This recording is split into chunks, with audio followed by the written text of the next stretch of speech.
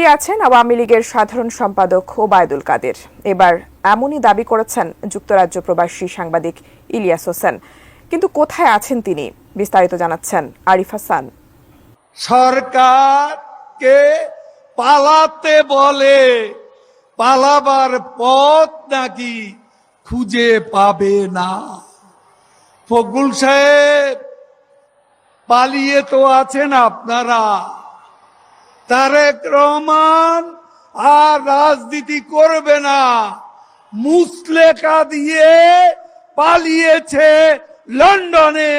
7 বছরের দণ্ডিত পলাতক আসামি আপনাদের নেতা ভারপ্রাপ্ত চেয়ারম্যান তারেক রহমান পালিয়ে যায়। আমরা 5 আগস্টের ছাত্র জনতার তীব্র আন্দোলনের মুখে দেশ ছেড়ে পালিয়েছেন ক্ষমতাচ্যুত প্রধানমন্ত্রী শেখ হাসিনা। সাথে সাথে গা ঢাকা দিয়েছেন দলটির তৃণমূল থেকে কেন্দ্রীয় নেতাকর্মীরাও।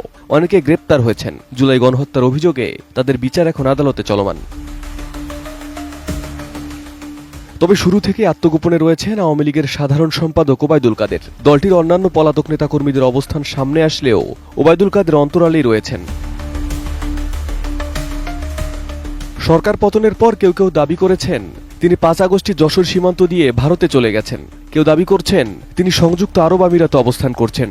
আবার কিছু সূত্র বলছে তিনি গণ অভ্যুত্থানের পরও 3 মাস 5 দিন দেশেই ছিলেন। নানা গুঞ্জনের মাঝে প্রবাসী সাংবাদিক ইলিয়াস হোসেন এবার প্রকাশ করলেন চাঞ্চল্যকর তথ্য।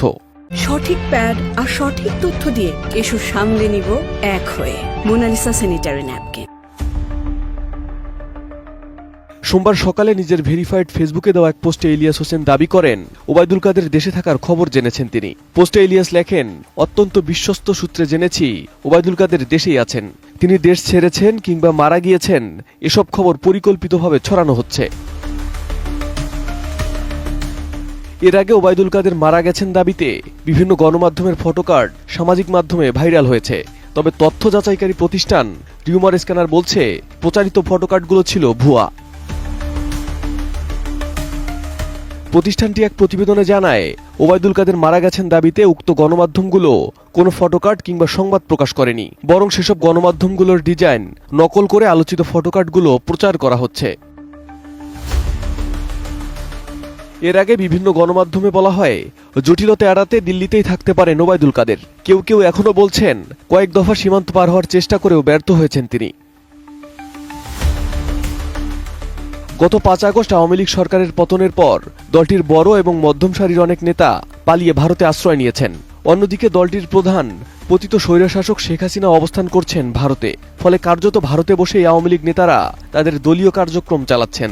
সক্রিয় রাজনীতিতে ফিরতে এখন দেশের অভ্যন্তরে থেকে যাওয়া আওয়ামী লীগের নেতাকর্মীদের মনোবল চাঙ্গা করার চেষ্টা করে যাচ্ছেন সেসব আওয়ামী লীগের নেতারা।